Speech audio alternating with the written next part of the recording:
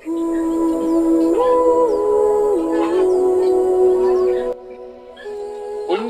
miingon ng Dios, mutungha ang kahayag, ug mitungha ang kahayag, nahimuot ang Dios sa kahayag nga iyang nakita ug gilain niya kini gikan sa kangitngit. Ginganlan niya ang adlaw ang kahayag ug ang kangitngit ginganlan niya gabi. Milabay ang kagabion ug miabot ang kabuntagon mao kadto ang unang adlaw.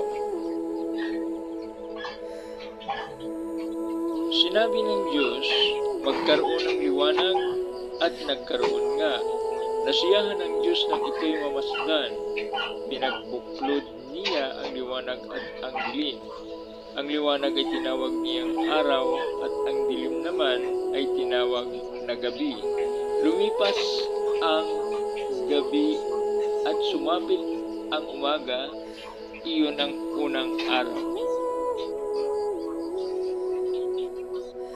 And God said, "Let there be light," and there was light.